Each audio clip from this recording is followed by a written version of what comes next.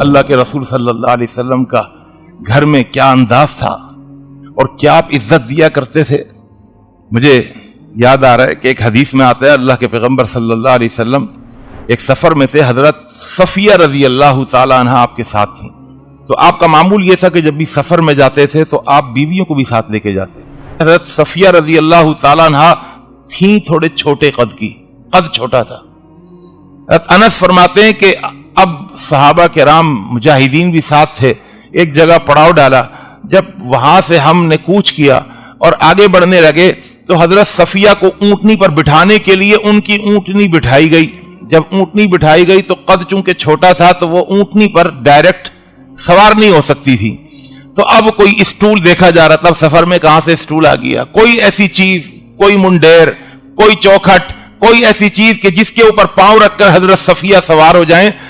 حضرت انس فرماتے ہیں کہ اللہ کے پیغمبر صلی اللہ علیہ وسلم کو ہم نے دیکھا کہ جب آپ نے اپنی بیوی کے بارے میں یہ معاملہ دیکھ لیا کہ وہ سوار نہیں ہو سکتی تو آپ آگے بڑھے اور آگے بڑھ کر اپنی ذات مبارک کو زمین پر گرا لیا. آپ نے اپنے گھٹنے رکھ دیے زمین پر اور حضرت صفیہ سے کہا کہ مجھ پر اپنا پاؤں رکھو اور پاؤں رکھ کر پھر تم اپنی اونٹنی پر سوار ہو جاؤ. اللہ کے پیغمبر اس طرح زمین پر اپنے آپ کو گرائے ہوئے ہیں اور حضرت صفیہ نے ایک دنیا نے دیکھا کہ اپنا پاؤں اللہ کے رسول صلی اللہ علیہ وسلم کے اوپر رکھا اور اونٹنی پر سوار ہو گئیں. آپ بتائیے تو صحیح، یہ کوئی عام آدمی تھے؟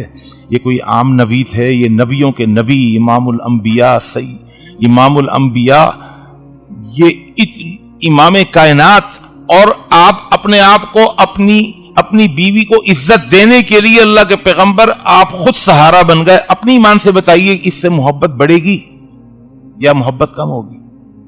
آج میاں بیوی کے درمیان محبت کیوں نہیں ہے؟ میں چونکہ ایک مفتی ہوں، لوگ اکثر فتویٰ، جس گھر میں 2 مہینے بعد طلاقیں ہو رہی ہیں، 2 مہینے بعد گھر آبادی نہیں ہو رہے،